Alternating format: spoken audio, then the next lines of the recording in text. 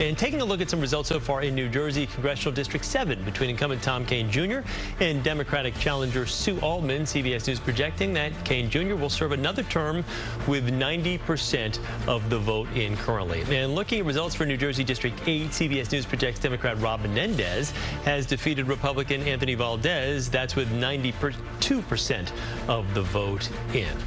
Taking a look at votes for New Jersey's Congressional District 9 between Nellie Poe and Billy Primpa.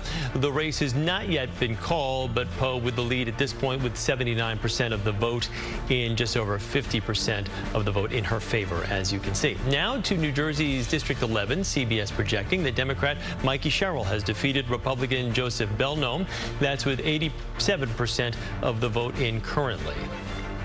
And one more result for New Jersey in the Senate race. Democrat Andy Kim defeats Republican Curtis Bashaw, claiming the Senate seat there. Despite that win, Republicans now have control of the Senate convincingly. Joining us is Ashley Koning, assistant research professor and director at Eagleton Center for Public Interest Polling at Eagleton Institute of Politics. Welcome. Good to have you with us here.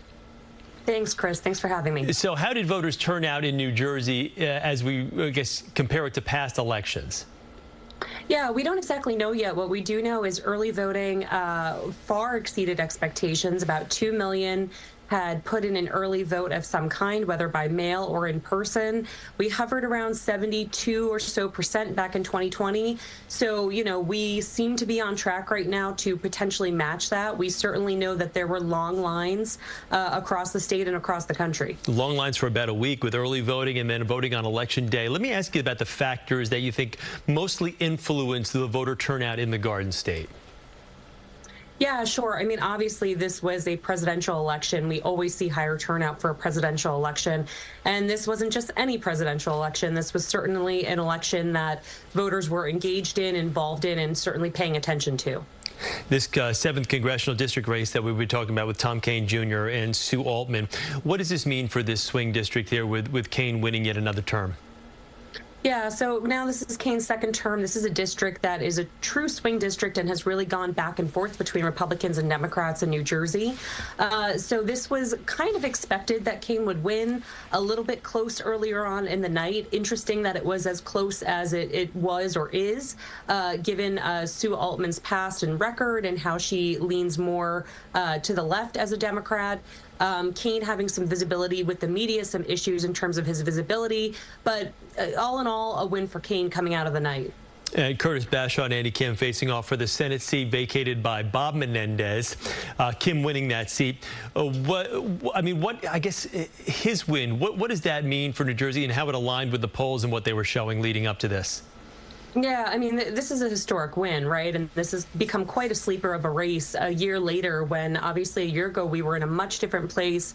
The possibility of the First Lady being in the race, the possibility of Menendez staying in as an independent.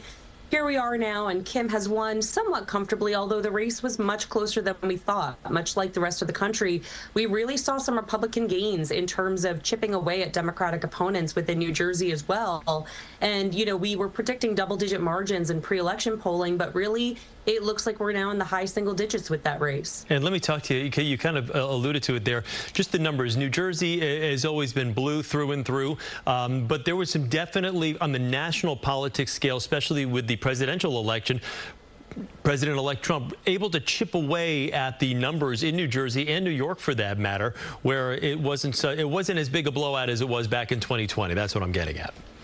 Yeah, we've seen this trend in blue states, like you said, in New York, New Jersey, California. We've seen the chipping away and kind of this bigger expression of Republican support within these states. And while not harming who ultimately is the victor, definitely, you know, seeing kind of more of a prominence there. And so, you know, we talk about Jersey being blue.